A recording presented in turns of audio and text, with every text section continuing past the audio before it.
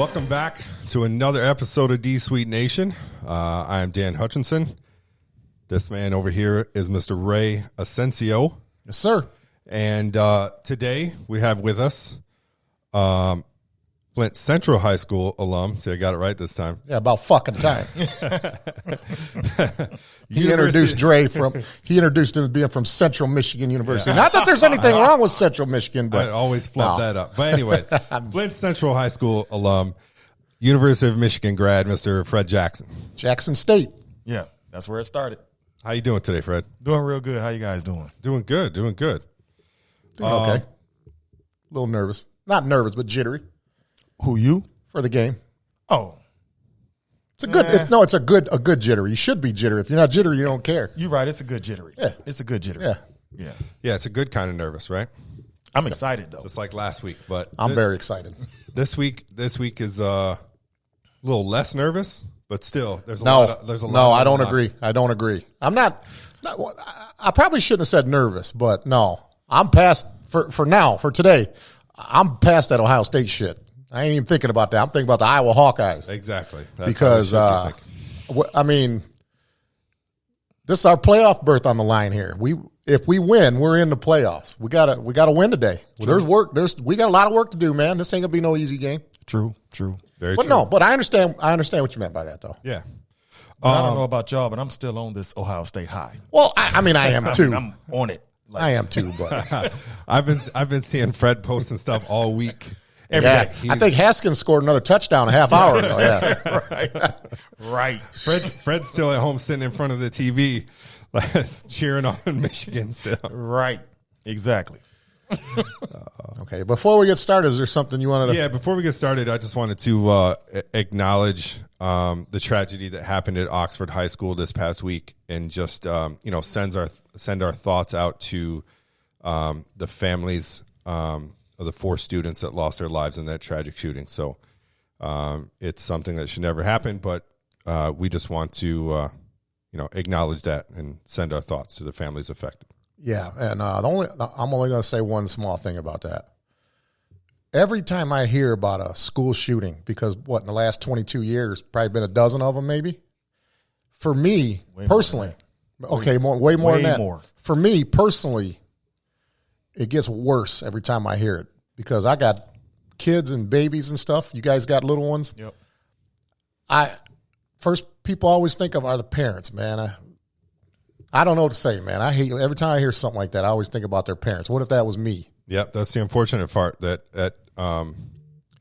the parents of those students woke up that morning, said goodbye to their children, right, and didn't know that was the last time they were going to see them. Right. Didn't know that's the last time they were going to see their children alive. Just to put it in a little bit more perspective, right? I think it was over 300 school shootings within the past 10, 15 years. Okay, it's something like that. It's a crazy number. Okay, so it's not a couple dozen. No. Well, no, I didn't. Yeah, I didn't look into actual every. Yeah, I mean, yeah, you're right. I was only basing it on what they put on the national news that we know about. But yeah, you're right though. Yeah, it's unfortunate. It's something that should not happen ever. But school is supposed to be like a safe haven. That's supposed to be the only place where a kid is safe from street violence and gun violence and exactly. And I don't know what we're going to do to change that, but I hope we all figure out something soon. Something's got to be done. Yeah, because like you said, I talked to my son about it, and I was like, "Hey, do you want to talk about this?" And he's just like, "No, I don't want to talk about it." And you could hear the defeat in his voice. They shut down schools this past week because of some threats.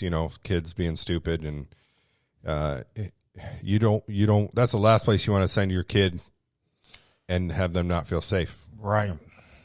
Actually, I know they shut down the whole county here. Yeah. So, except the Catholic schools, and my daughter goes to Catholic school, so I didn't let her go to school Friday. Just from being a little nervous about it. So it's serious. Yeah, it's serious, and that's something that shouldn't happen. We shouldn't be afraid to send our kids to school. We shouldn't be. No.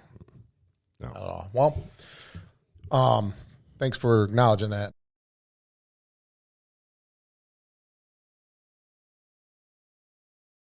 All right, let's move on.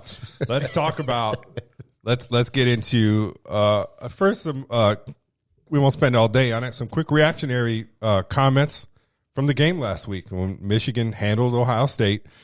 In my opinion, played their best game in the past decade last Saturday against Ohio State, and battled a tough game, came up with big plays and held on at the end, and pulled that much needed win out of the hat.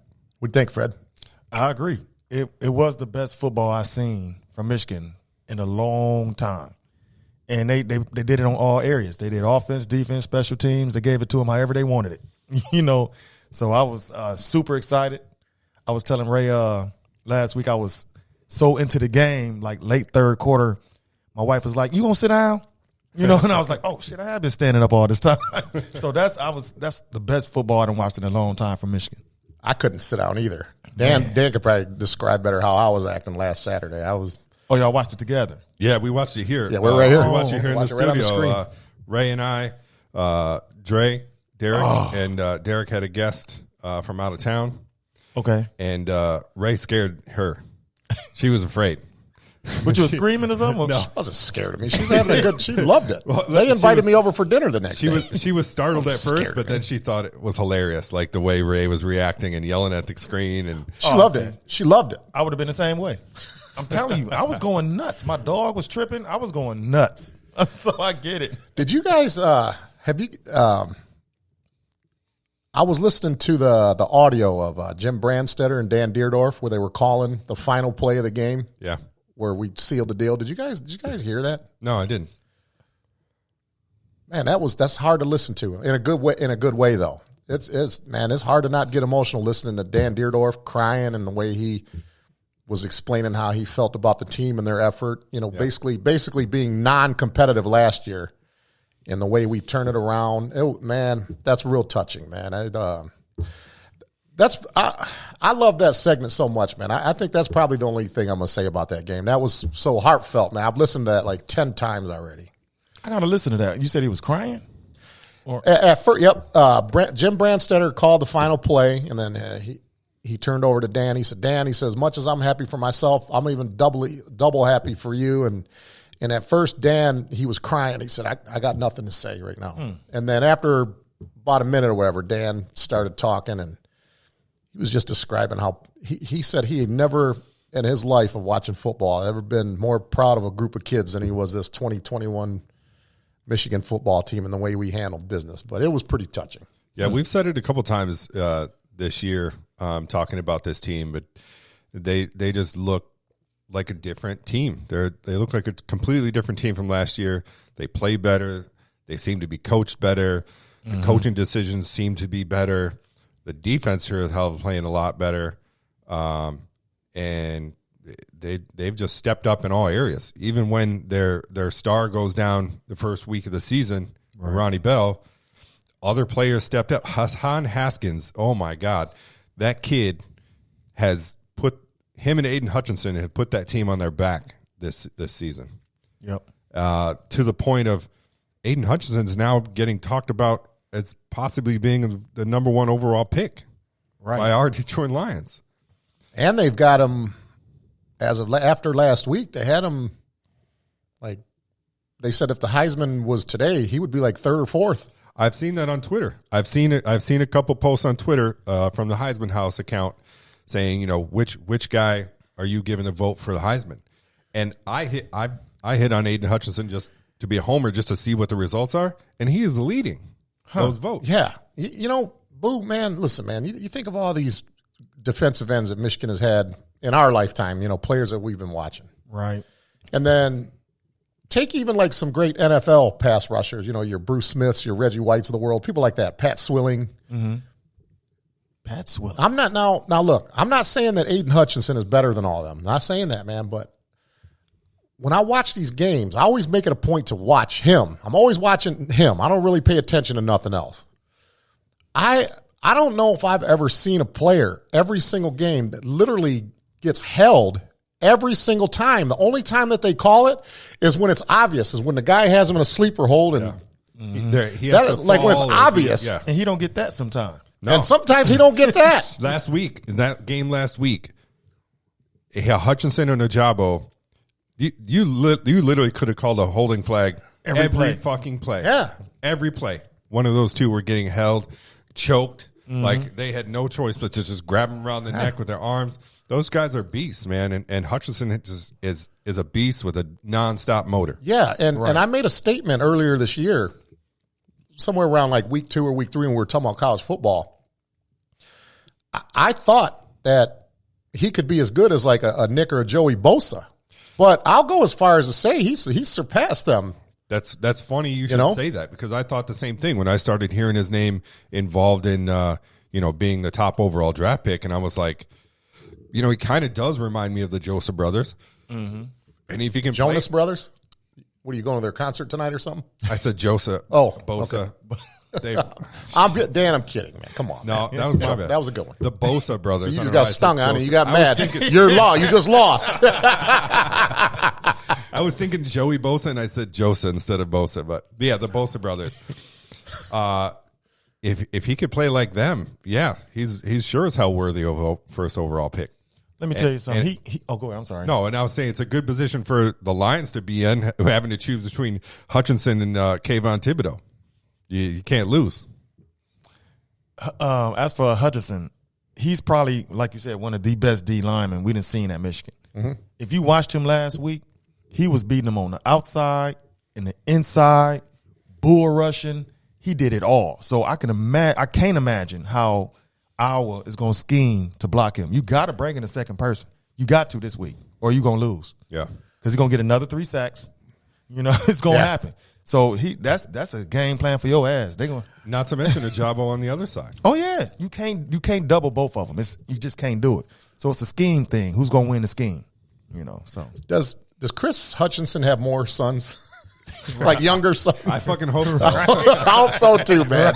Man, those Hutchinson genetics. Too bad you didn't inherit them. I know, right? No, I'm kidding, man. No, but those Hutchinson guys in Michigan, they just need to keep reproducing. Right. I never thought if you're in Michigan, you just get the scholarships ready. Mm-hmm. If your last name is Hutchinson, here you go, sign on. Right.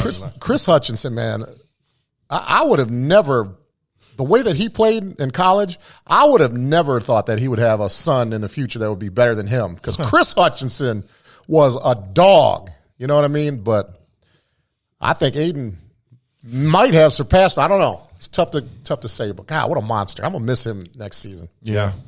And something else talking about the draft. I don't know if you guys listened to 97.1, but Mike Valeni offered an interesting take or opinion, sort of draft strategy that the Lions should take, because the Lions have not only their first pick, but they have the Rams' first pick. Depending on where the Rams land, Mike Valeni was like, the Lions should take Hutchinson number 1 overall, and then later on at pick like 18, 22 or whatever, they should take David Ojabo. And there you go. You got your bookend defensive ends for the next however many years. I don't know. I don't know. Okay. I'm not a big Lions fan. I like the Lions, so I might need to be quiet. It's more about them, not about the Lions. Here's what I'm going to say. The talent. Let's get to the conference championship games. Nothing wrong with that, because the Lions actually kind of pertain to what we were talking about, Aiden Hutchinson. So we'll let that one ride. But they're gonna pick somebody else. Let's move on. They're gonna pick a guard or something. I don't like the Lions. I'm not Lions guy. It wasn't brought up to talk about the Lions. It was brought up to talk about how these two guys have kind of ascended themselves this year. I know. Yeah, I got but you have an uncanny way. It doesn't matter what we're talking about. The Lions will be factored in it somehow. I mean, we could talk about we can talk about Andre Weathers strangling a homeless guy to death with piano wire. And you'll say if he would have got drafted by the Lions or something, maybe life would have been different. You'll factor the Lions in somehow. And I'm not going to go off on a tangent like I did last week, okay? But let's move on. Okay. No, but I don't give a fuck who the Lions draft. I really don't. Okay. Okay, go ahead. All right. Hey, I told him last week, man. He didn't fucking listen. Well, it's because his name's been directly linked to the Lions and the number 1 overall pick, so I had to bring it up.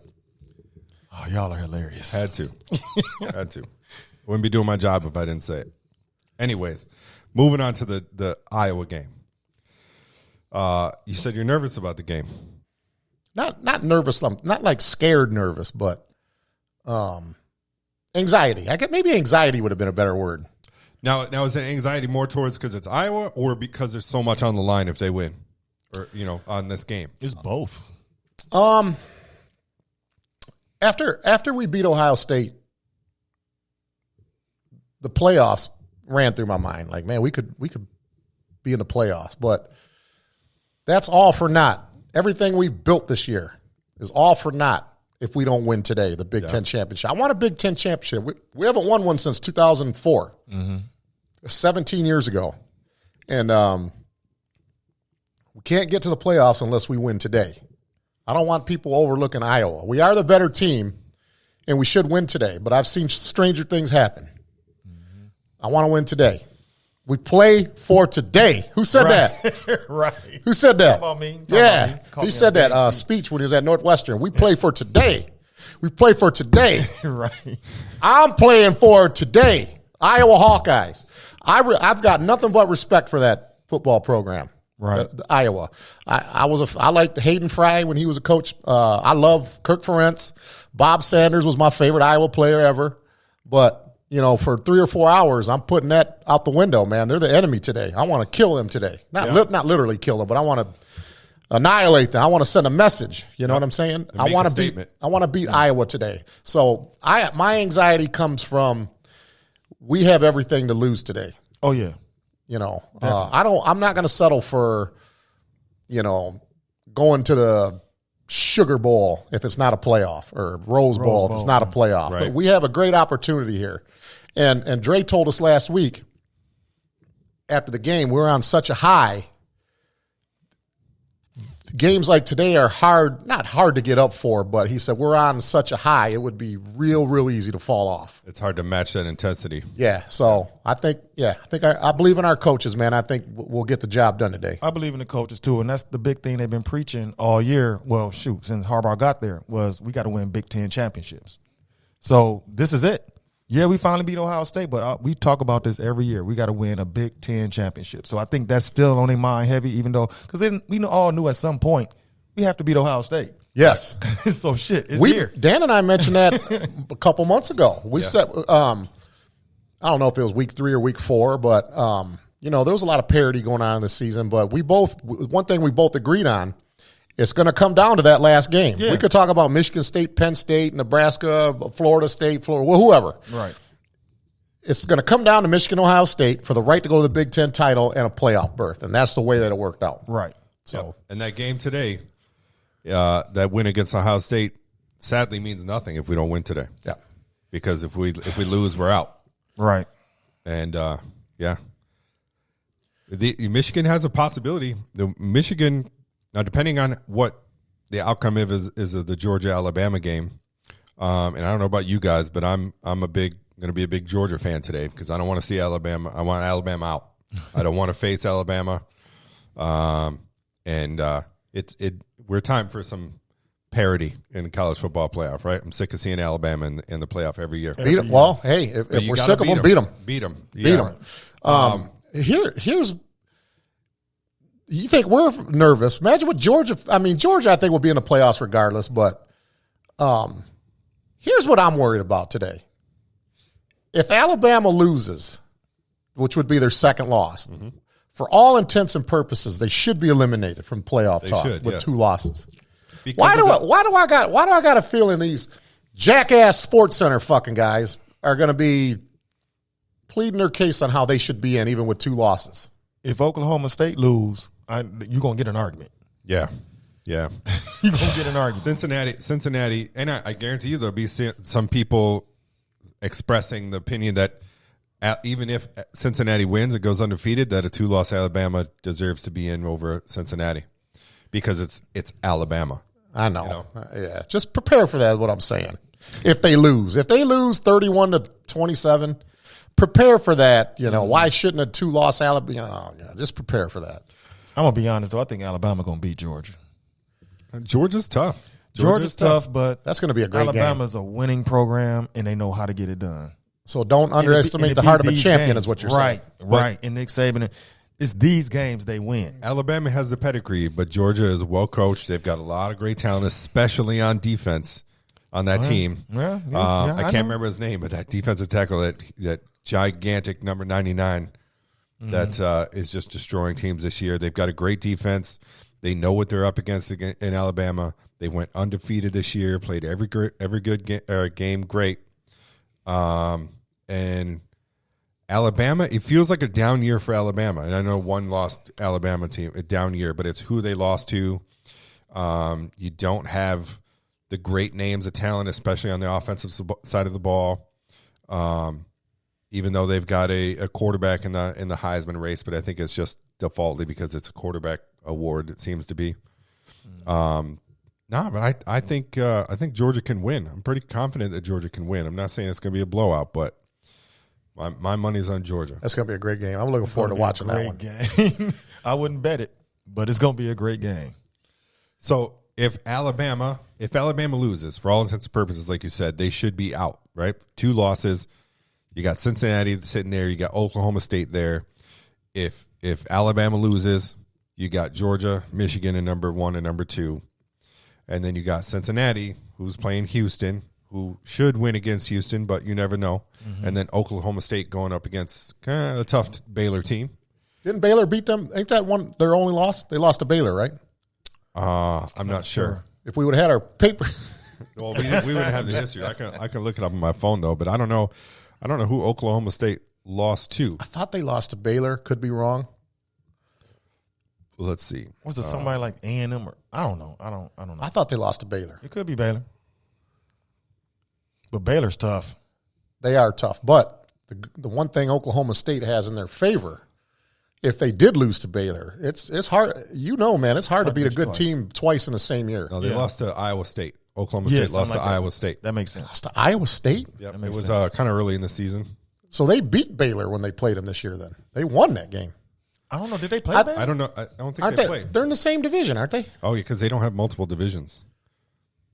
I told Dan, or I asked him to have some papers for us. Got this stuff.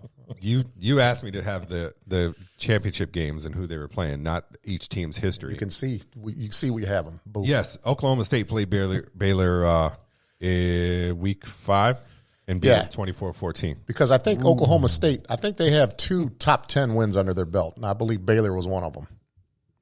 But yeah, all that stuff don't matter. All that. Now, what if they lose today? What if Oklahoma State loses today? See, listen, man, despite what people think, if you're Notre Dame right now, no, seriously, think about it. Are they in a good spot or a bad spot right now, Notre Dame, because they don't have a conference championship game? Because I really don't think the position they're in are all that bad, even though they do need help. Okay, they need help. But they're not going to add any losses to their record today. So that's like a good thing, I guess, if you're a Notre Dame person watching all this unfold.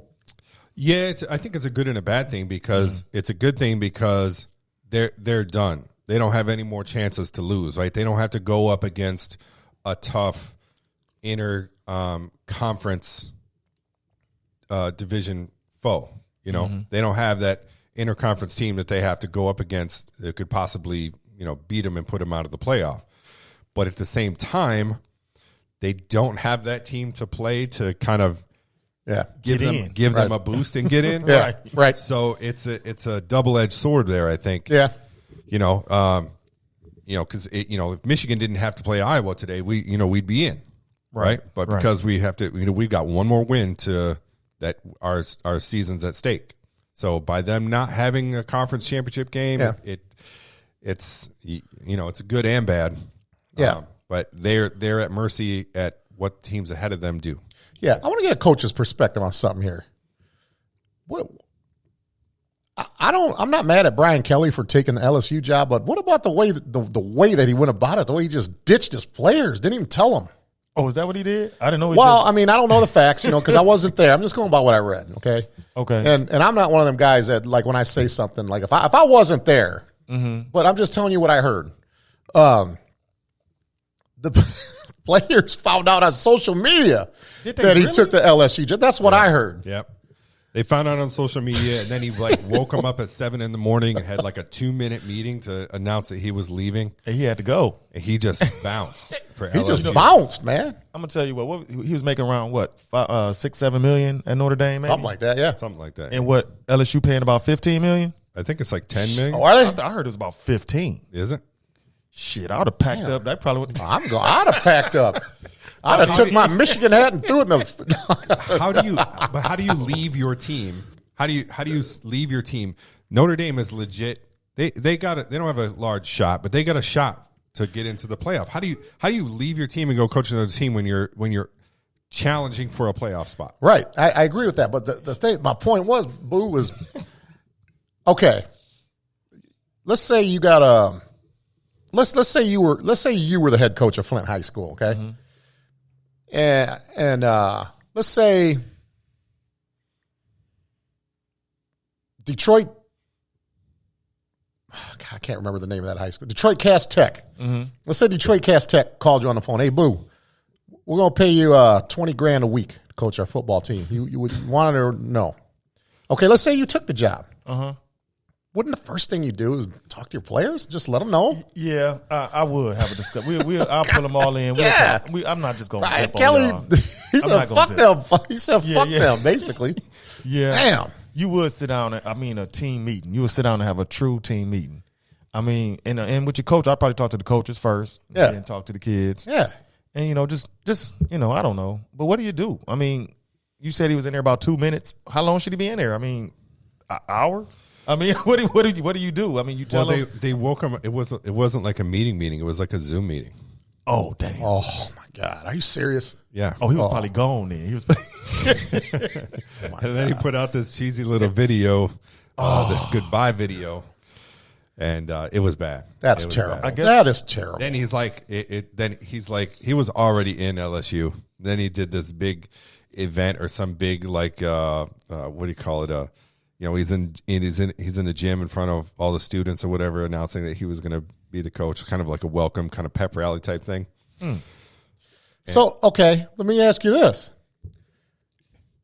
Although I don't think Notre Dame is going to be in the playoffs this year, what if Michigan lost today? What if Oklahoma State lost? And Notre Dame finds himself in the. And is he coaching them? No, Would he be gone. coaching? No, So he's gone. Yeah, I seen how they introduced the new head coach. Did you see that on social media? They introduced him as a coach already. Well, I'm talking about the new head coach, right? Oh, yeah, the black dude. I forgot his name. I forgot his Yeah. name too, but they were hype. He's a defensive coordinator. Yeah. Yeah. Melvin something? No, I'm thinking of that. I'm thinking of that big-eared Tucker. Hey, when that coach, strength coach, told the new head coach was coming in, he walked in, they was hype. They was glad he was the new head coach. I guess that was their first time finding out too. Marcus Freeman. Okay. He's been their defensive coordinator. All right. And he was kind of a strong candidate right away for that job. It was a big push for him to just take over the job. There was some talk about, Luke Fickell or even I can see that. Urban Meyer. But, he got the job pretty quick. And Marcus Freeman was announced to the team. And it was a surprise to the team. They gathered. It's how you should do things. They gathered the team. All the assistant coaches were there. And they're like, we're going to introduce you to our new your head football coach. And he came out, and they just started cheering, and he's like, "Let's go!" Yeah, he was hype as hell. Let's run it back. Let's handle business. Wow, it was cool. Yeah. Oh, okay, I don't really have anything else other than that. Wow. But him jetting off to LSU, you can't blame him, man. You taking a big pay raise, you're going to another big time program in the SEC. You can't blame him, but you got to handle it better. That was handled. I mean, of course, I agree with that. I agree. Then again, they might have said, "Hey, you need to come today." The first people that should have known, besides Brian Kelly's family, should have been his players. Yeah, players and staff. Yeah, but like I said, LSU probably was like, "Hey, we need you here right now. We need you down here." Got to start recruiting. Right? Will he be able to recruit like with the Alabamas and the Georgias of the world? Yeah. Yeah. It's LSU. Right. LSU can It recruits itself. Yeah. Especially within the state. Each school does that. They recruit big within the state, but when you're in SEC territory and your name is, Alabama, Georgia, LSU, Florida, you kind of recruit yourself, you know. And Louisiana got tons of talent. Yeah, down there in the bayous. My dad used to stay in Louisiana getting talent. Yeah, all the time. Yeah, but that's that's kind of the cause of how the transfer portal operates now. Used to when a kid transferred, used to have to sit out a year, but then the discussion came out to where coaches can just leave, right? A coach like Brian Kelly has done now this year, recruited kids to Notre Dame and then took off days later, right? And now these recruits are like, hey, we're going to get some of those recruits. I bet. We're going to end up stealing a couple of them. We'll see. But you got to remember, Kelly is gone, but the staff is still there. So, as far as I know, the same staff is there. I don't know if Kelly took any of those guys, but. Yeah, but the head coach plays a big role in your recruiting and where you choose to go to school. Lincoln Riley did the same thing. Lincoln Riley just took off from Oklahoma to USC. He's now the new head football coach at USC. The day of that announcement, he had five recruits, Alabama or Oklahoma, decommit, and a few of them committed to USC. There was a quarterback, Malik something. He was one of the top quarterback prospects in the country. Immediately decommitted from Oklahoma and committed to USC. Don't get me wrong. Initially, if the head coach is the main recruiter of a kid and that head coach leave, he might can take that kid with him. But a lot of the kids that come in are from the assistant position coaches. So like I said, if those coaches stayed there, they're going to keep a lot of them. But the guys that Kelly was on tough, they might go to LSU. Yeah. I need another coach's perspective here. We're going back. I'm going to go back to Michigan here, okay? We already know what Dre felt about this because he let it be known a bunch of times. And we all of us were pissed off about this too. What did you think about last week when we were playing the Buckeyes, when our defense couldn't get lined up on time? Man, I'm glad you brought that up. Man, how do you fix that? First of all, you should have fixed it after the Michigan State game. That's number one. It's no way that we're playing Ohio State we shouldn't have been able to line up. I don't understand why all this subbing is going on. Sometimes you got to suck that shit up. I'm tired of look, line up and play football. Remember when we played at the time, we didn't want to come out. I understand substitutions, but wait, if they sub, then you sub. If they run a hurry up, God damn it, keep your guys on the field. Yeah, and it wasn't so much substitution. They were literally flip-flopping formation. And me and Dre sat here, and I pointed that out, and we talked about that. And I'm like, Dre, why are they swapping? Why are they just flopping at the last second like that? That's some strong call. They're getting caught off guard. And Dre's like, well, they're trying to line up to the strength on strength as far as side of the formation, line of formation. And I was like, well, with a Jabbo and Hutchinson, what makes one side stronger than the other? Just line up and play. No, regardless who's on your side, just line up and play because they got caught so many times. All those those quick slants plays that we talked about, they got caught on so many plays because they weren't ready at the snap. They got caught off guard. They weren't lined up. They didn't know their assignments. You had guys standing around like, what am I doing? Well, who I got? That's overcoaching sometimes. You watch so much film and you see so much things the opposite team do. You want to adjust to everything they do. Sometimes just line up.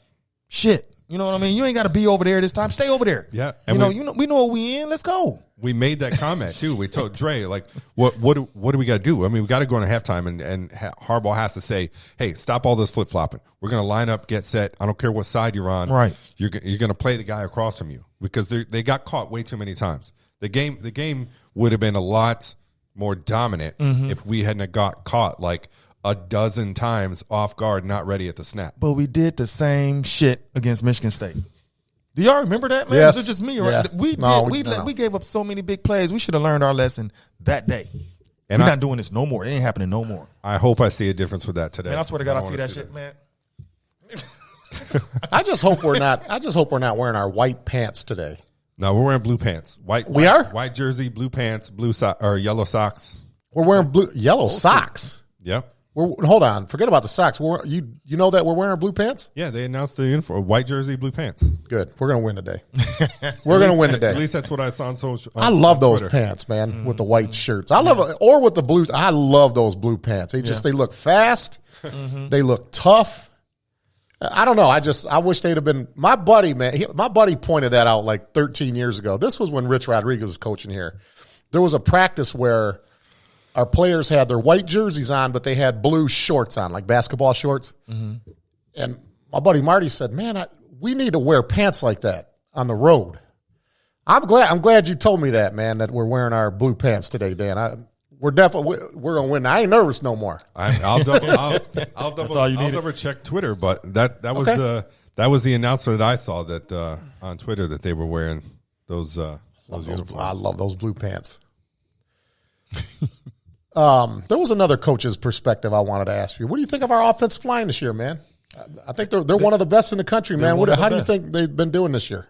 They got better every week. You know, week 1 and 2, okay. We try to see what we're trying to do here and keep it going. They got better every single week, and I don't want to even.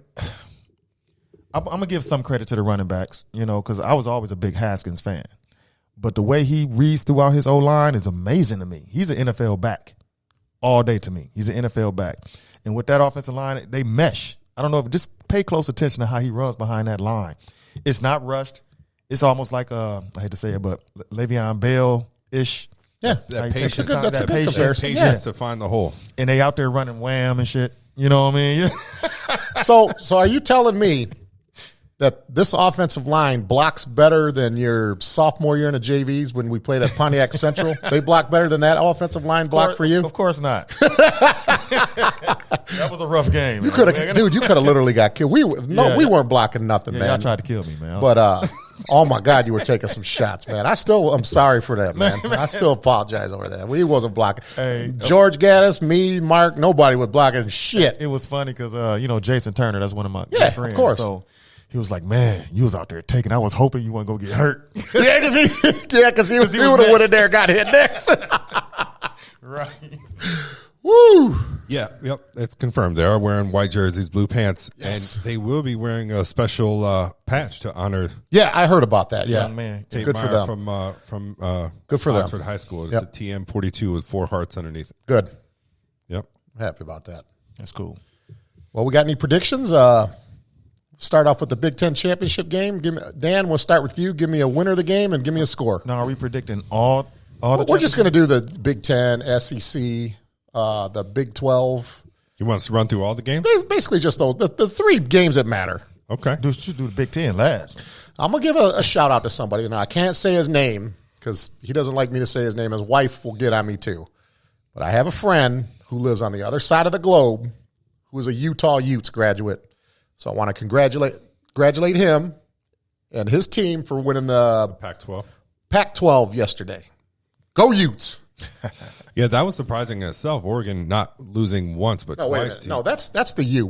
This is Utes. The Utah Utes do this. This is Miami Hurricanes. Yep. This is Utes. Go Utes! They were impressive. Yeah, that was surprising. Well, hell, go Miami Hurricanes too, because that's my adopted team. That's always been my adopted team. Okay. Yeah. Oregon and Michigan State, a couple teams that just let the season slip away from them. Oregon with the big win against Ohio State early in the season, and then losing to Utah twice, and then Michigan State being on the roll that they did, getting a win over us, and then losing to Purdue and then losing to Ohio State. I'm glad we went the other way and recovered after our loss to Michigan State and won against Ohio State. So. Yeah, it sucks for those 2 teams, but I'm glad we're in the spot we're in. Right. Can I get a prediction? Yeah. Let's do. I'll go Alabama, Georgia first. Okay. Like I said, I think Georgia's going to win. I think it's going to be a very, very close game. I think it's going to be something like 2017 Georgia or 24-20 Georgia. What do you think, Fred? I think Alabama's going to win the game. Okay. That's just my opinion. And I'm thinking more of 30-27 or 33-30 or overtime, that type of thing. But I see Alabama. So we got a Georgia and we got an Alabama prediction. Mm-hmm. Damn, I should have did Lee Corso. I should have had like a mascot head under to pick mine. But if I did, that game, Georgia and Alabama, I think the score is going to be – I don't think they're going to hold Alabama to 13 or 17 points because I think 17 is the most points Georgia's given up all year, if I'm not mistaken. I think you're right. I think Alabama can score in the 20s on them. So I'm looking at a score more like this is going to be a typical Georgia-Alabama game. Kind of like it's kind of like Michigan-Ohio State. When they beat Michigan State 56-7, that doesn't mean they're going to beat us that way. Same thing I feel about Georgia-Alabama. I'm going to say 35-31 Georgia. So I'm putting on what's that dog name? Ugga? Yeah, Ugga. Putting on the Ugga hat. All right, Georgia. He's going Georgia. Okay. All right, let's go with Cincinnati-Houston. I think Cincinnati wins the game. I think they just, I don't know, they find a way to fuck things up and get themselves in the football playoff by being undefeated. I think they'll handle Houston. I think it'll be, maybe 24-10 Cincinnati. I can agree with that. I think Cincinnati is going to win the game, but I think it's going to be a tough one early. Cincinnati almost blew a couple of them this year. So early is going to determine it. So, but I do think second half, Cincinnati will pull it out maybe 27-20, maybe, or 30-20, something like that. Wow.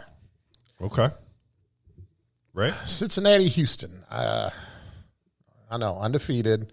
That big win over Notre Dame. Yeah. Such a big win. A Notre Dame team that had beaten Toledo by 5 points at home a week before. No offense, JT. But I'm going to take Cincinnati, and I don't think it's going to be a close game. I'm going to say 42-17 Cincinnati. Wow. Damn. I think they're going to kick their ass It's the today. championship, though. I know. But this You play a little different. unfortunately for Where's the college, game? Where's the game? I don't know. I don't know. Let me look it up real quick. That might matter, too. It's on a neutral site. I know that. It is, let's see. Let's see if this tells me. Keep talking while I look. Because, it depends on where you play. I'm assuming the weather's probably going to be warm. I don't know. Nippert Stadium? Where is that? Nippert Stadium. I don't know. I don't know where that's What town? It doesn't say the town? Is it close to Houston? Is it close to Texas? Or is it a Midwest thing, East Coast? I'm about to find out right now. Because, those little things matter. Fans in the stands. It does matter. So, Nippert Stadium is in Cincinnati. Oh, shit. So they must. It's a home game for Cincinnati. The fucking home game. Yeah, Cincinnati. All right. Yeah, 40 what? What is Fine, they got a fucking home game. And it's going to be cold. So, yes. Yeah, I'm with you. I want to change my score. What the hell? I was assuming it'd be a neutral stadium, but no, it's a Nippert Stadium in Cincinnati. Houston don't want that cold. Yeah, I still think they'd kick their ass anyway. But, yeah, Cincinnati, it'll solidify their playoff spot. They're going to be in the playoffs. They're going to have to show us something in the playoffs. If they get their asses handed to them by Michigan or whoever, I don't think you're going to see teams like that in the playoffs anymore. I don't know. I agree. I agree. Yeah, we talked about that with the not a Power 5 school and being in the playoff. But all right, so let's talk Cincinnati, Ohio. Are you fucking serious? Right? You sure that's right? Damn, man. That's what it said. That's what it said, according to ESPN. All right, listen up. 2 words you should know. Benny's Beer Hall. That's right, Benny's Beer Hall is coming soon. Located in downtown Millington, Benny's Beer Hall is the newest spot to grab a cold craft beer, watch the big game, and hang with friends. Benny's Beer Hall will feature 16 beers on tap using the Nordic Tap draft system. TVs throughout the beer hall guarantee you'll be watching the game that you want. And if you're hungry, Benny's will feature some of the area's top food trucks and local carry-out cuisine. Benny's Beer Hall, coming this fall in downtown Millington. We'll see you at Benny's. Prost. Now, Booth brought up something about, and I agreed with him when he said it matters where you're at sometimes. Mm-hmm. Because our team has a history when we play in bowl games. Usually we're playing down there in Texas, like the Alamo Bowl, where we're playing Texas Tech or Texas A&M, or most of the time we're in Florida, playing the Gator Bowl, Outback, Capital One, and it's usually we're playing, Georgia or Florida, and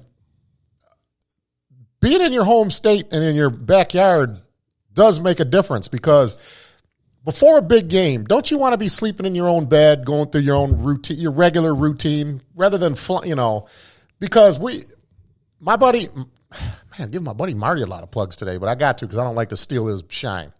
He actually looked this up years ago. He looked this up. I don't know what the category was, but the category had to do with basically schools that go to bowl games all the time. So whoever the 56, Michigans, Nebraskas, Ohio State, teams like that. He looked this up. Michigan, by far, it ain't even close. The second place ain't even close. Michigan, by far, every year in and year out, travel more frequent flyer mileage than any other school. It's not even close. And not to mention California. When we play in the Rose Bowl, it's usually USC or Oregon or, something like that. Yeah. And why not like the Rose Bowl? I personally like the Big Ten and Pac-10 to play each other in the Rose Bowl. I don't like it when Texas plays in the Rose Bowl or these other teams. Yeah. But why not? Why not every other year have the game at the Rose Bowl stadium that they always have it at, and then the next year have it at Ford Field? Go back and forth, because if you had it over here, it would have to be in a dome, or who else plays in a dome around here, or Lucas Oil Stadium or something. Yeah. Why not go back and forth? Make them USC Trojans, Oregon, make them travel out here, man. I want to sleep in my own bed. Yeah, I don't know where that came from and how that was worked out between the Big Ten and the Pac-12. That we're going to play in California, so it's close to us, and you got to fly across the country. I do like the tradition of the Rose Bowl, with the mountains, in the background, and it's daylight when we start. And it's not. I do like the tradition of that. Yeah. I don't know, just me complaining like usual. I don't know. I think from the player perspective, they like to travel out there. They love to go to California. They out there for about 10 days, 9 to 10 days. Yeah. Enjoying the sun on the beach, going to Disney World or Disneyland, whatever it is. When I went, I had a ball. Shit, I ain't played, but I understand how they have fun. And so it's like a vacation, but we got a game to play. I will tell you that when you do travel, when you start to travel a lot, and you get accustomed to it, you get used to it. Mm-hmm. So it's after some time, it's not a wear on you that. But Michigan, they travel by far more than any other school, though. I don't think they care about that. They don't care? But why? I mean that's not an issue. They like to travel, So you don't think that had any dividends on how Bo Schembechler went 2-8 in the Rose Bowl? You think that's not an unfair advantage to always have to go out there? No. Okay. That's just no. So same 100 yards, same 52. Yeah, but okay, Bob Hollick. How many field goal posts are there? 2. What color is the grass? Post, green. Grass. That's homemade. That's what he used to say. That's homemade. Yeah. So it don't matter where you play. I mean, like I said, from the excitement from the years over, just being around my pops, they couldn't wait to go to Cali. We can't wait to go to the Rose Bowl if we win it. So I don't think that's an issue where you play that with them, because Michigan travels well everywhere. I do see the preparation side of things, where Michigan has to stop practicing, stop preparing, a couple days ahead of time to fly out to California, whereas a team like USC. They do in a regular routine. Do what they do up to the day of the game, right? Yeah. I don't see a big issue in it. It's a 4.5-hour flight. We straight there. We kicking it for a week, 8-9 days. Okay. All right. I think Boo is basing it on because he's been there, the Rose Bowl parade. He's been there, so he likes it out there. I had fun out there. That shit's fun, right? I'm telling you, man. While wearing shorts in Cali in January? Let's talk about the game that just kicked off a little while ago. Oh, yeah. Oklahoma State and Baylor. Baylor's played kind of tough recently, but I think Oklahoma State's on a roll. They got a good defense. They seem to be hitting on all cylinders on offense, so I'm going to pick Oklahoma State to win that game. And I think Oklahoma State gets in the playoff with a – I got to go similar 27-17. Okay. Shoot, this is a tough one for me because I haven't seen as much Oklahoma State ball. I've seen Baylor a few times, and I like Baylor. I do. I like Baylor. But I can't judge it based off the times I haven't seen Oklahoma State. So I'm going to go with Baylor. I'm going to keep it close, 28-24 type deal. And, yeah, Oklahoma's they out of here. Fun fact. This is a surprise. Me and Dan will come up with a surprise question just on the brink, just real quickly. Baylor. My Detroit Bad Boys in '89 had 2 Baylor graduates on their team. Just name one. You only get one guess. Just name one of them. You don't have to name both of them. 2 Baylor grads in 1989. The '89 Bad Boys had 2 Baylor boys on there. Okay, let me think about this. Don't hurt yourself. Who went to Baylor? Baylor. Seems like I should know this. You only got to name one. There's a name that jumped in my head, but I don't know if it's right. It was kind of like a gut reaction on '89. Yep. But was this person on that team in '89? Okay. I'm going to guess Mark Aguirre. Nope. DePaul. Yeah. I was afraid of that. Was Buddha on that team? Yeah. I'm going to guess Buddha. Nope. Buddha went to Washington. God damn, how you know that shit? I'm a bad boys guy. I'm a bad boys guy. Okay. You know that. Vinny Johnson, I was Baylor gonna graduate. There's another Baylor graduate. He was a rookie, but he only played 1 year with us, Michael Williams. Because remember we had Fennis Dembo and Michael Williams, the 2 rookies? Yep. Michael Williams is a Baylor guy.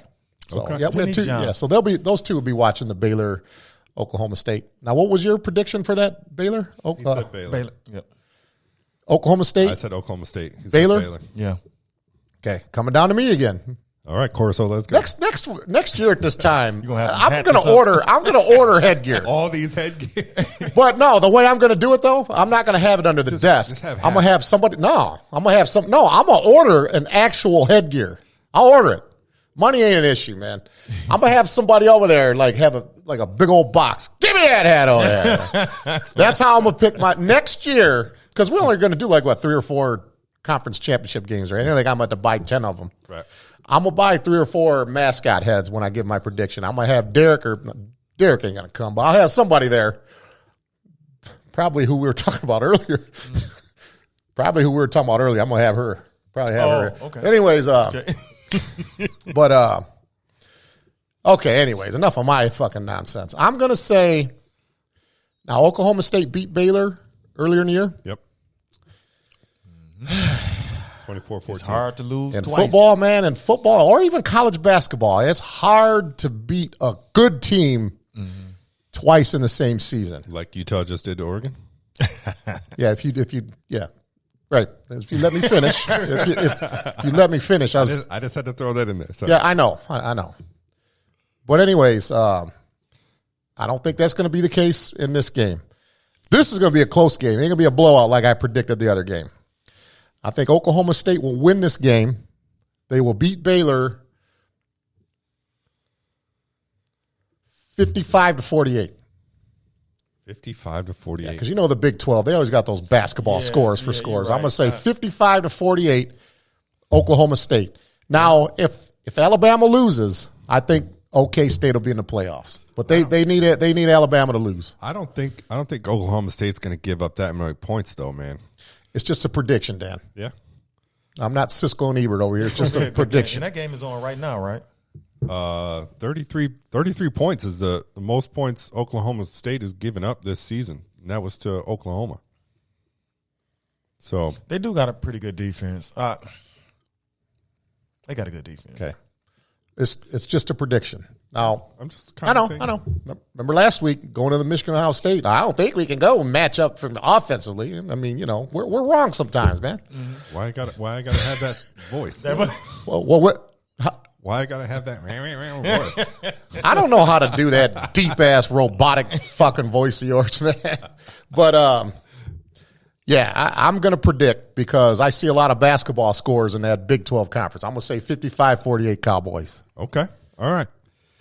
And now on to the big game, the game that we care about: Michigan, Iowa, Lucas Oil Stadium for the Big Ten championship. I obviously think Michigan wins this game. I don't think it's going to be close.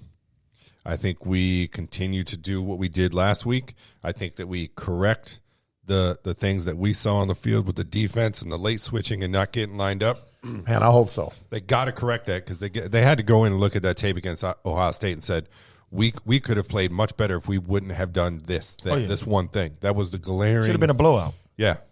So I think they get that corrected. They just line up and play against Iowa.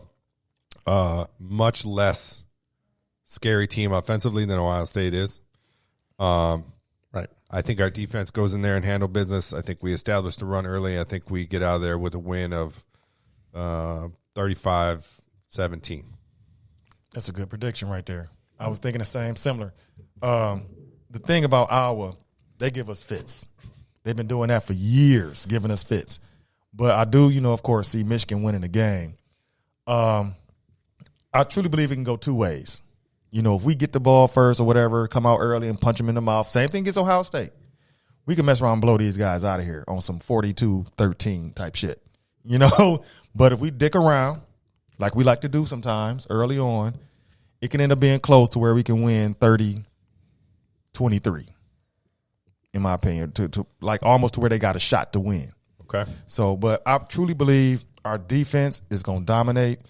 And at the same time, like I said, it could be a blowout because Iowa don't score a lot of points. They score, but they always that thorn in our ass, though. So, it can go. I can't give you a score. We either gonna blow them out, or it's gonna be a close one. There's no in between. Especially with Michigan finding their. I want to say they found their voice, but I think the Ohio State game was a turning point, right? That all these kids can now see that if we play this way, this is what we can do. Yeah, and I think their volume stuck on 10 now, and they're completely amped up, and they're just motivated. Like, you know what? Yep.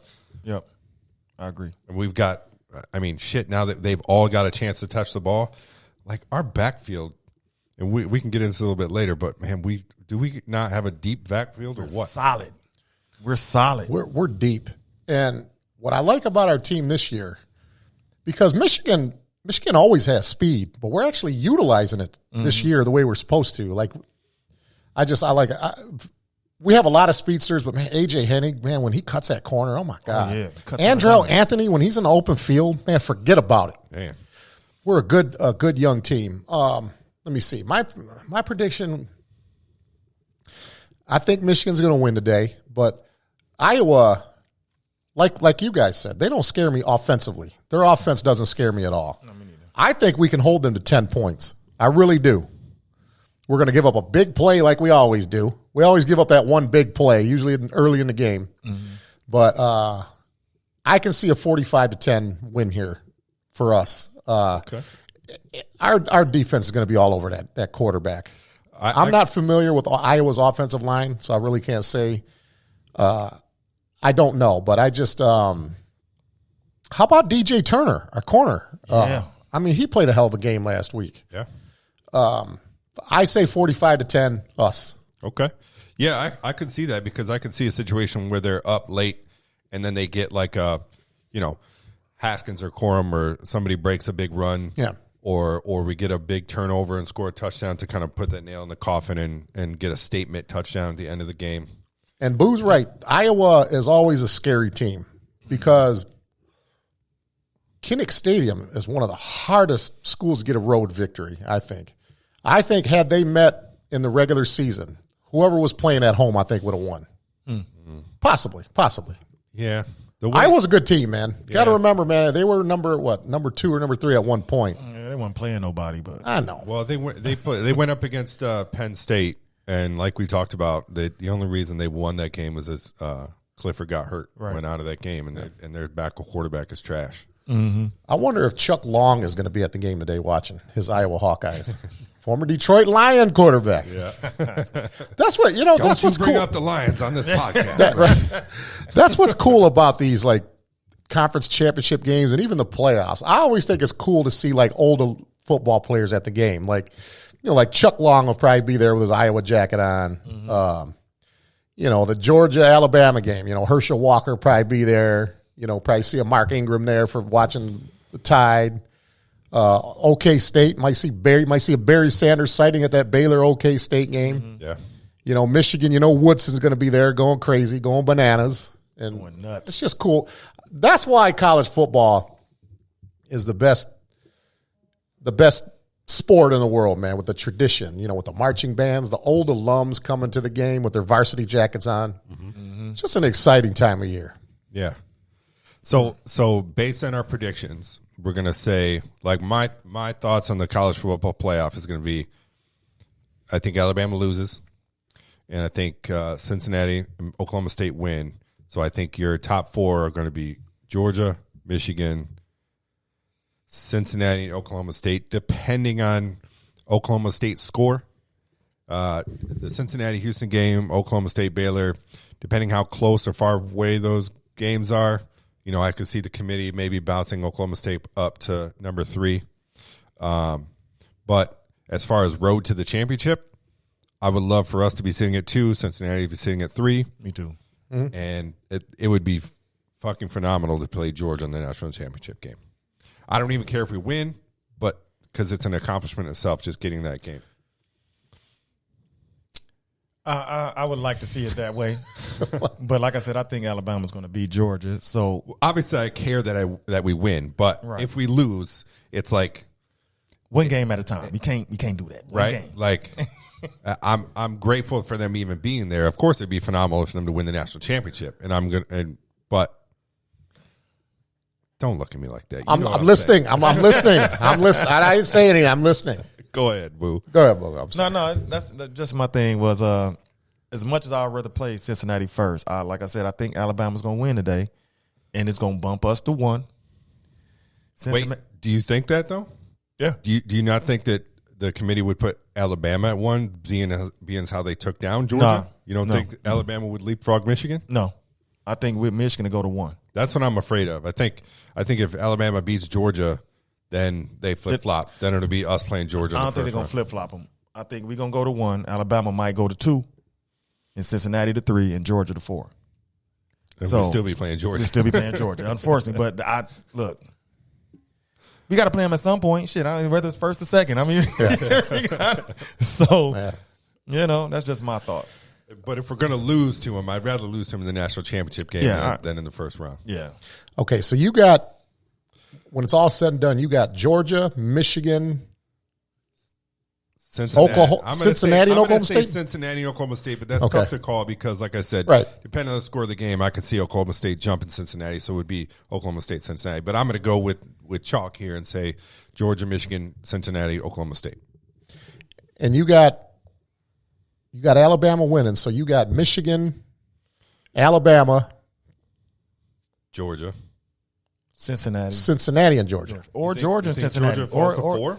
I don't know. That's what I don't know. I mean, I don't know. I don't think they got to stop bumping Cincinnati out of here. Like, I don't think Georgia falls all the way down to 4 past Cincinnati, being as though they've been number 1 all year and they just lost in the conference championship game to Alabama. Yeah, but it's happened before. An Alabama-Georgia SEC title game. Georgia beat Alabama when Bama was undefeated, and they went from 1 to 4. It can happen because it's happened before. Happen. But I don't see how you could do that. But I think because Cincinnati's in it though, they probably would go to 3 because of that. That's what I mean. Yeah. Because of the Cincinnati. Right. Yeah. If they blow out, what if they blow them out 55-3 type shit? I mean, Houston. I mean, yeah, you can't deny no undefeated team. They got to stop doing that, and that's why this year is so important. If they get into the playoffs and win one of them games or something, or lose, then all right, those teams can't come in here no more. And then, so if Alabama wins, let's say Alabama wins, so it's Alabama, Michigan, Georgia at 3, and Cincinnati and Oklahoma State both win. Who are you putting in that 4th spot?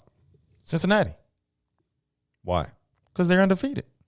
But they haven't played nobody, man. They beat Notre Dame. Shit. And Oklahoma State sitting there, like Ray said, they beat three top. But that loss, and I don't even think is Iowa State ranked? No. Hey man, hey. The only reason I think Cincinnati is going to stay in the playoffs because it's apparent that the committee is going to keep Cincinnati up there. Yeah. So, yeah. That's an interesting point that you brought up. If Alabama beats Georgia, with maybe us being number 1 seed or whatever, that's a good point. I think I'm still sticking. I think Georgia is going to pull it off today. It's going to be a great game. So I'm thinking that it's going to be Georgia at number 1, Michigan at number 2.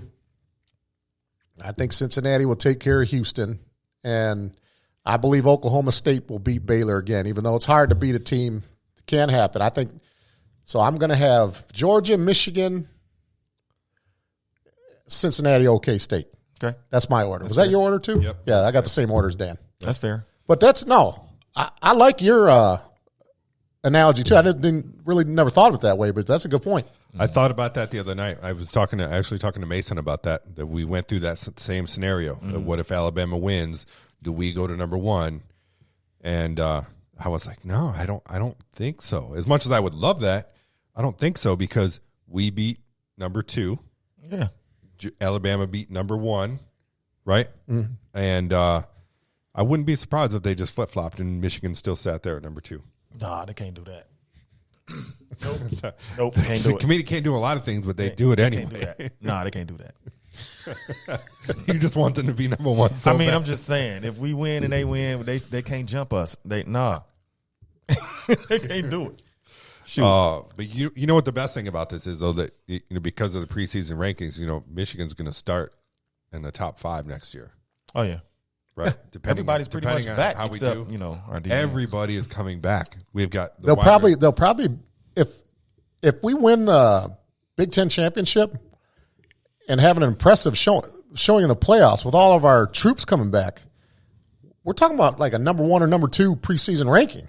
Yeah. Not just ranked in the top 5. It could be 1 or 2. Because Hutchinson and maybe Ojabo.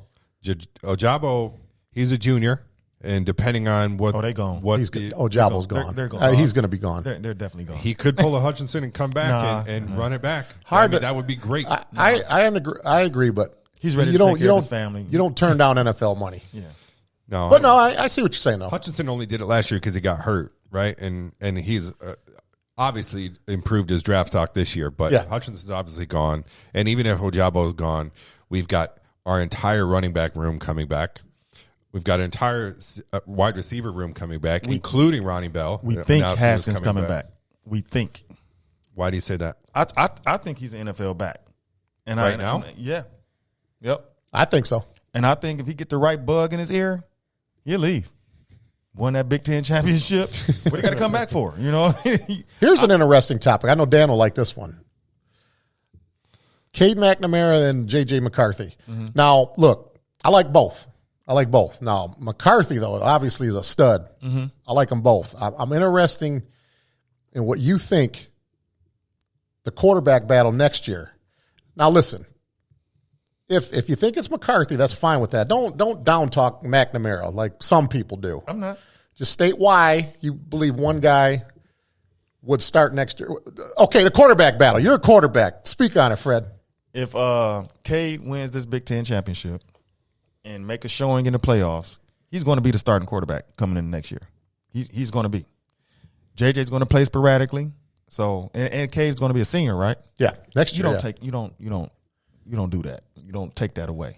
Now, we've seen this before too. Cade might come out here and just stink up the gym early.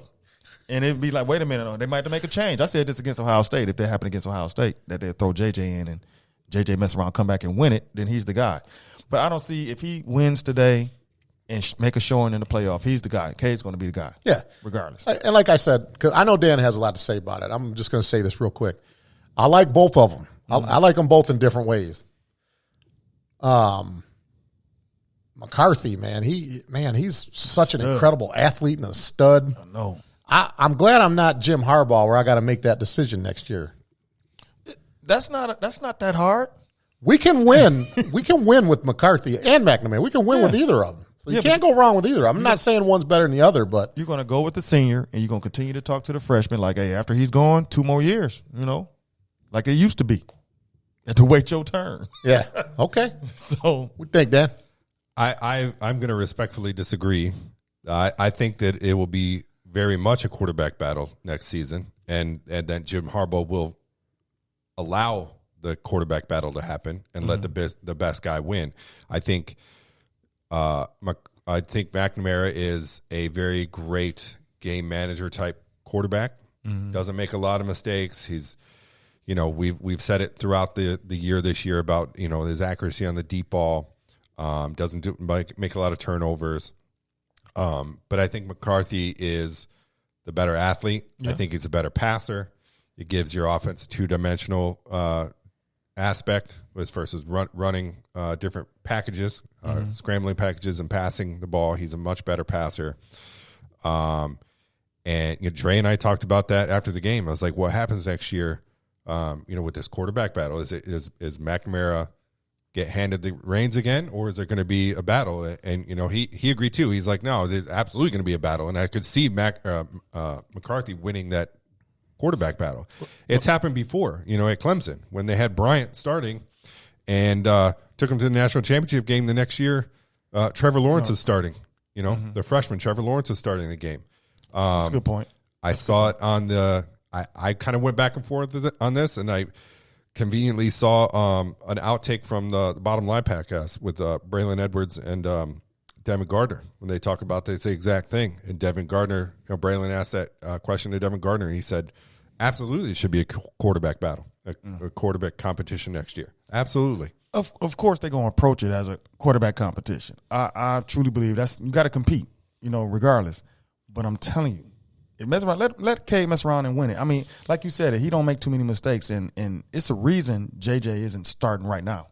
But don't you think if Harbaugh thought that way, if Harbaugh thought McNamara is my guy, and McNamara is going to be my guy until he's gone, then why play McCarthy so much throughout the season? Because if you don't, he gone. You got to play McCarthy He's as a a freshman. freshman. You got to play him because he's such a great athlete. What other teams do you see? Like you have to play. You have to bring in a freshman quarterback on packages so he doesn't leave. I'm talking about us. We talking about Michigan right now, and how this transfer portal is working. If you'd have just kept him out and just played Cade, he'll be gone. You got to play him a little bit. Give him that little carrot. Those 3 plays a game are enough to get a guy to stay. He looks happy to me. So I mean, look.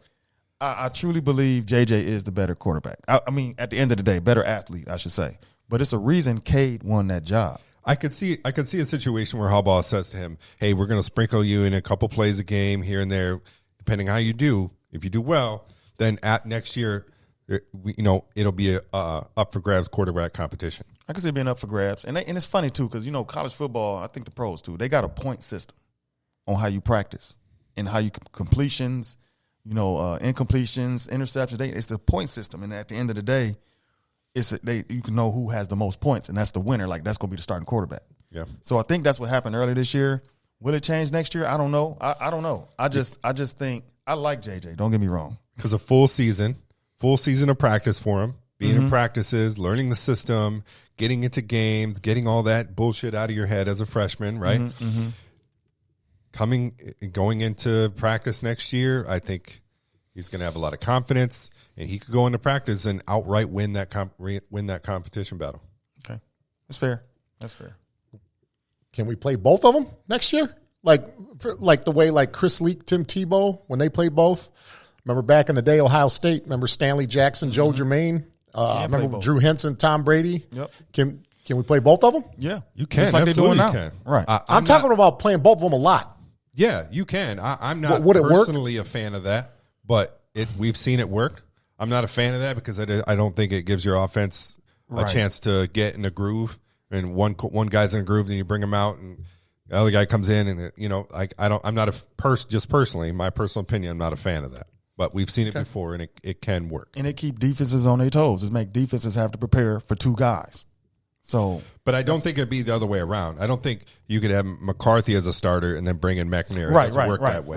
Right. They only bring in McCarthy because of his running and scrambling ability. And he can, not just that, he throws that. Well, yeah, he can throw, but then when you bring him in, now the defense is like, well, we don't. Okay, right. It can be either or. With McNamara, it's like we know this guy's not going to take off for a 20-yard scramble.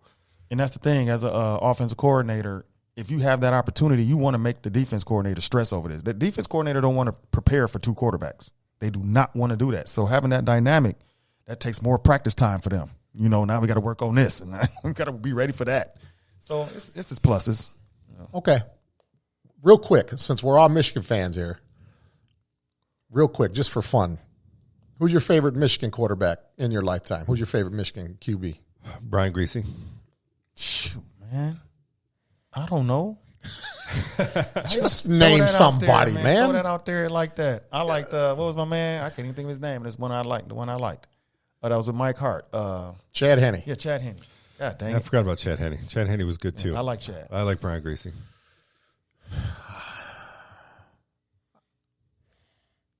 See what I'm saying? I'm trying to think who else. Oh, hold on. I'll think of somebody. For me, it'd probably be Jim Harbaugh because I watched those football games when I was little with my dad and my sister. Yeah. I remember the Michigan-Iowa #1 versus #2 at Kinnick Stadium. So for me, it'd probably be Harbaugh. Running back. Favorite running back? Yeah. Tyron Wheatley. Good one. It's a good one. Damn. It's so many. I know. I would think Wheatley, but shoot, I like Tony Bowles. I'm thinking, but Bianca, I was a big Bianca Batuka fan. I can't pick no back. Just pick one. You would have to. Bianca Batuka. Okay. Nothing wrong with that. You're not shortchanging anybody. We've had so many. I know. Look, if we had 15 Michigan fans here, it'd probably be 15 different answers. Right. Ain't nothing wrong with that, man. Right. Yeah.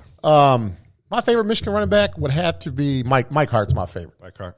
Receiver. So many good ones. Oh, receiver, man. Let's see. Man, that's a tough one between two guys, but I got to go Braylon Edwards. Yeah, it's easy for me, Braylon Edwards. That was Okay. my guy. It's between Braylon and Dez, but yeah, I got to go Braylon Edwards. Braylon was my guy. Greg McMurtry. Remember Greg McMurtry? Yeah. That was my favorite Michigan receiver. Yeah, Greg was good. Okay. D lineman. Mine's Aiden Hutchinson. Yeah, already. Yeah, okay. Oh, yeah. Yeah. He's my favorite player. Yeah. Yeah. I never thought anybody would replace Desmond Howard for me, but Aiden Hutchinson's my favorite Michigan player.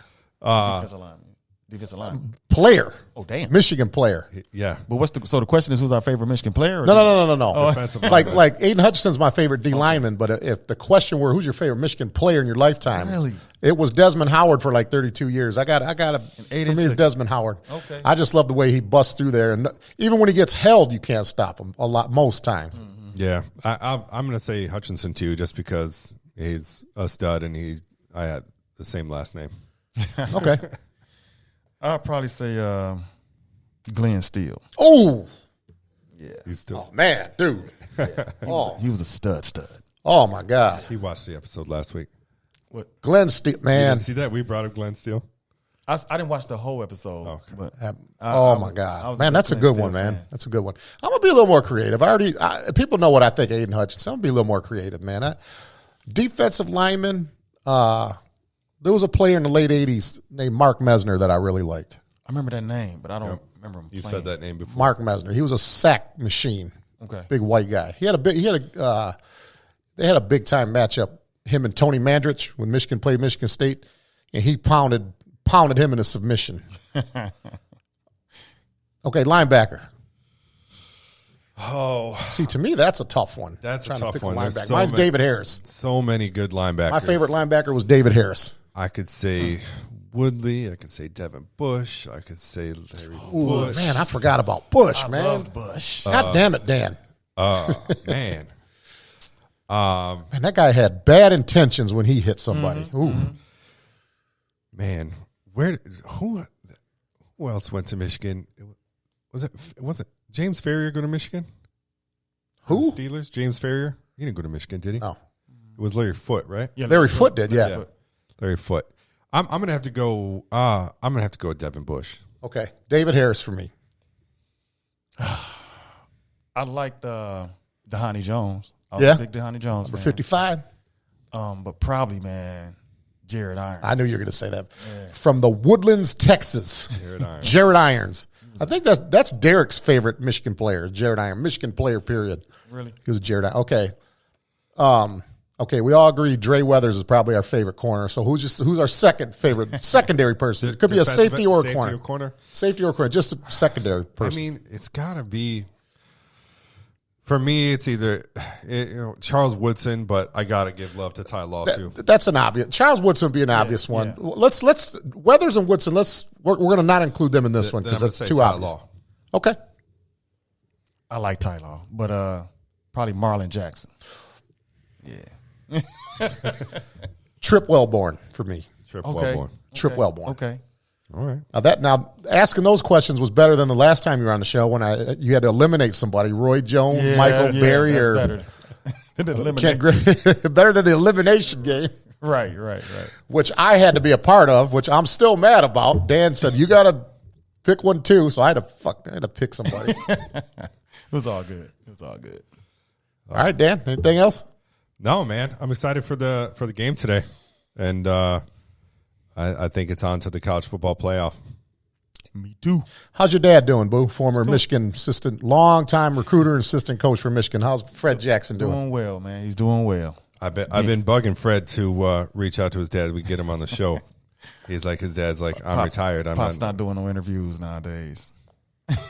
Pops, he's not doing it. Not that I know of. Now, if he's sneaking doing something on the phone or something, I don't know. But it would be an honor to have him on here just to talk about Michigan football. I'll run it by him again, see what he say. But The one person I want to have on my show, because I'm his kind of guy and he's my kind of guy, I think we would mesh well because we're both crazy. Marcus Ray's got to be on the show sometime. oh yeah, Listen, I told Dre, I said, listen, tell Marcus, tell him about our show, tell him what kind of Michigan fan I am, and tell him anything. You can say anything you want on my show. This is an R-rated show. Say whatever you want. I'll shoot him a message. Yeah. I said I want a Marcus Ray type interview. Yeah, we both have like our dream guest to have on the show. His is Marcus Ray, mine's Jake Long. Oh, nice. As far as Michigan guys go, Isaiah Thomas is my. As far as just athletes, Isaiah Thomas is who I want on my show. Okay. But no, Michigan guys, Marcus Ray. And I talk to him every now and then. I'll shoot him a message, see what he say. Okay. But he's living in Ohio right now, so I don't know. Columbus, yeah. I was in a town right outside of Columbus a couple of days ago. When I don't know, 10 miles from Columbus. I've never heard of this city. It's called Canal Winchester, Ohio. Yeah, sounds like a fucked up Ohio name. It's actually a nice looking town. A lot better than Columbus. Yeah. How did that happen anyways? How's Marcus Ray, is he That's where he's from. yeah, but if we're playing for Michigan and the hatred, like how do you go back to that city? I know that's his hometown, but damn. I don't want to throw any. I'm not sure, but I want to assume that his son's mother lives there or stayed there. He must have people egging his house all the time. I don't think they're egging his house. I would probably find someone else to pick on. Right. I don't think they're egging his house, man. I wouldn't. Right. Oh, he's in a neighborhood and he's like he's flying his Michigan flag out front of his house and oh yeah, they're like, no, don't do that. You don't want to fuck with that guy. Right. I ain't fucking with that. Right. I'll pick on like a former kicker or something, but. And his son is a hell of an athlete. He got a son that's pretty good. Oh yeah, what's his name? We'll have to check him out. I think it's Marquise. I want to say Marquise. Okay, Yeah. Marquise Ray. is he still in high school? He's high school football. No, he's not in high school yet. I think he's about to be. Okay, But he's tough. When he be putting them on Facebook from time to time, that kid is tough. Oh, cool. I'll have to look at his highlight He's video. young. Yeah. He's going to be something special. All right, well, that's going to wrap it up today. Fred, thanks for joining us, man. It was Thanks a for having pleasure me. as always. I'm glad to have you back on the show. We could sit here all day talking about Michigan shit. Oh yeah, Right. Yeah. I want to have you back, like in January, like if we're in the playoffs, we have to win today. If we're in the playoffs, one of those Saturdays, I want you on here again. We'll talk playoff shit. Okay. Yeah. I'm down. I'm down to talk some football. Oh, absolutely, man. It'd be nice to have maybe a little round table discussion with the playoffs. If you come back with us. That'd be cool. All right. Ray, you got anything to say? Take us out. I just want to wish my team, the Michigan Wolverines 2021 football team. What number is this? 130, what? Team number one? I don't know. As old as we are. It's probably 255. I don't know. But I want to wish our team good luck. Go out there, take care of business. Forget about that Ohio State shit. I don't want to talk about that game no more. Let's beat the Iowa Hawkeyes. A good Iowa Hawkeyes team. They're going to show up. They're not going to lay down. Mm-mm. By no means are they afraid of us. Let's go out there and kick their ass. Go blue. All right, go blue. Go blue. All right. You like what we do, hit that subscribe button, turn on notifications so you know when we drop another episode. And don't forget about Benny's Beer Hall opening soon in downtown Millington. And we will see I want to add one more thing. you after Ray adds one more thing. Why does this fucking table still look like this? What I missed? Oh, shit, I forgot you had a bottle. I'm sorry. I'll take that back, man. What's wrong with the tail? It's an inside joke. It's not something Look we at can this guy get into here. now. We'll see you next week.